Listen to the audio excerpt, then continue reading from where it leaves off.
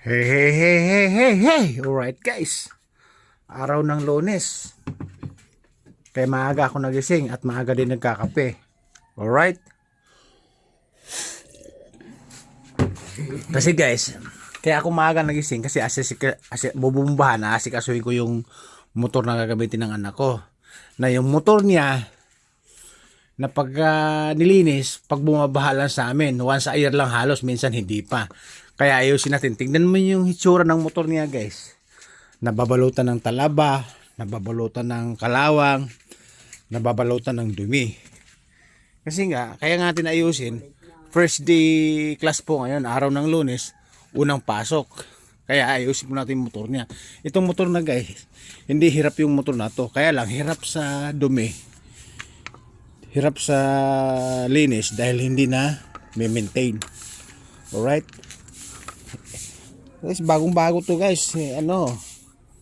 Nagagamit lang to pagka pumapasok ka ng school. Kaya nga, minsan lang ginagamit to. Hindi pa nasingkawan nga ng ng sidecar.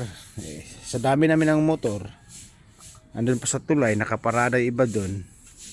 Tapos ito nga, itong yung mga items, yung mga pondo para sa income. Alright, itong motor na to napaka-special to. Dito lang nakalagay ito, nakatalokbong ito. Meron naman tong plate number, hindi pa ginamit kasi sa dami ng trabaho, sa dami ng ginagawa, hindi na asikaso hanggang sa nasira nga yung harap guys kasi nagbabalibagan daw dun sa isang lugar na pinupuntahan nila. Basag yung headlight. Hindi pa napapalitan kasi nasa 2,000 yung original yan. Yung local lang nasa 600-550. Alright? Hindi naman tayo natin basta kakabitan ng local to. Yun guys, tandaan nyo, hindi hirap yung motor na to. Hanggang ngayon binabayaran ko pa to monthly. Ito pinupuntahan namin sa bayaran ng damage sa opisina. Pag nag-deliver biyahe kami, dinadaanan namin yan pagka araw ng due date o bago dumating yung due date. Yun yung naisusyo ko sa inyo pag pumunta kami sa opisina doon sa puntang bintahan namin sa kumpanyang Carpel. Right, kaya minsan dinadaan ko na lang to, nasabay ko na to pag bayad doon sa opisina para hindi sayang yung oras at saka galawan. Alright, hindi guys, magdalawang taon kalahati na siguro to, o dalawang taon o 4 months. So, alright, o isang taon o 8 months sa palagay ko ito sa amin. Hindi po, again guys, hindi po to hirap hanggang sa nasira na lang kasi yung anak ko tinatamad na maglinis. Tingnan niyo, bagong bago tong motor na to. Again, hindi pa siya hirap kasi hindi pa namin nasingkawan ng sidecar. Siguro pag nagsawa o kaya hindi na siya nag-aaral o tapos sa pag-aaral o back out na sa pag-aaral, isisingkaw na namin to kasi para hindi naman sayang yung binabayaran namin monthly. Kaya guys, nga pala nagkaroon kami ng motor na ganito, salit na marami kaming motor. Kaya kami nakakuha ng single kasi meron kaming kakilala o tauhan na nagruta-ruta na magre-rento ng motor para sa area na business na nagtitinda ng gamot. Kaya po nakakuha po kami ng single.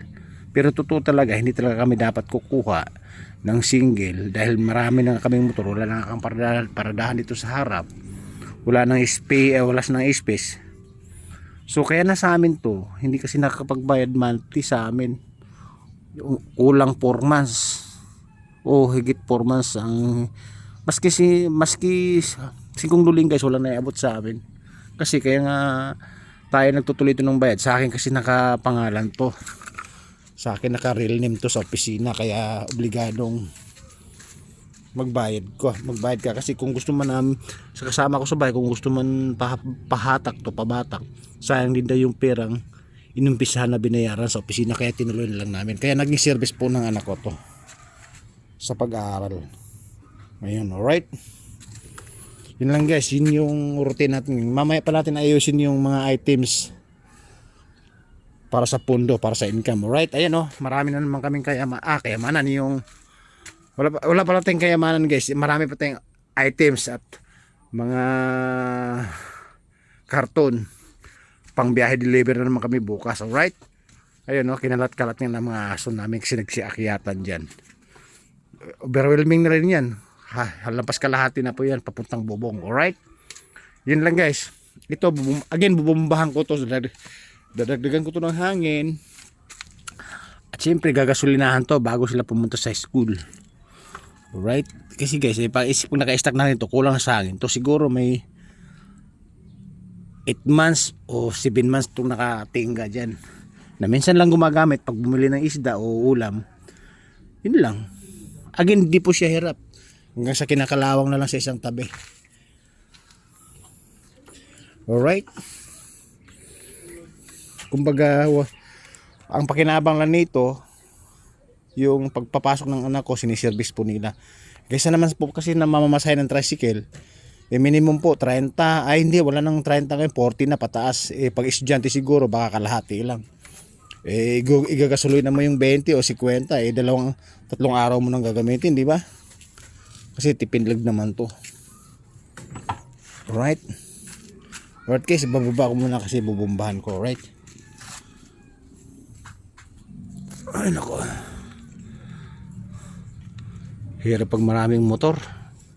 Siyempre marami ding maintenance. Pag nasira, obligado ang gagastusan mo, di ba? Ay nako.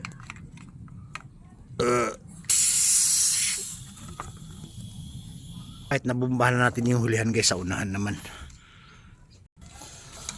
Sa unahan naman. Asan ba yun? Wala palang takip. Wala palang takip yung ano guys, oh.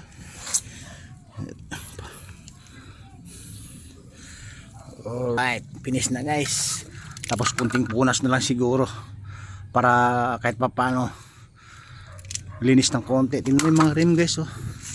Yung mga kalawang na yung mga rim mo.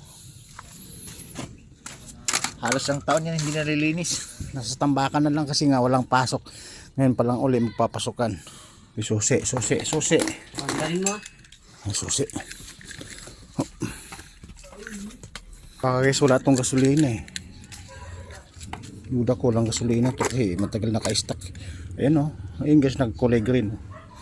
Condition po ito kahit hindi nagagamit. Ayan o.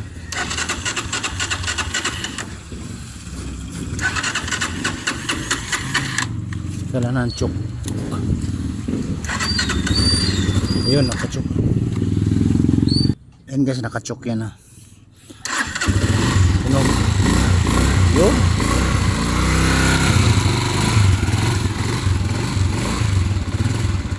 Nakita na naman guys, one click lang ano. Kondisyon na kondisyon po to. Alright, bababa ko muna guys kasi tapos na yung session natin. Alright, again, service lang po ng anak ko to. Galing po to sa tauhan ko na binawian namin ng motor dahil hindi nakapagbayad sa amin monthly. Alright, babu.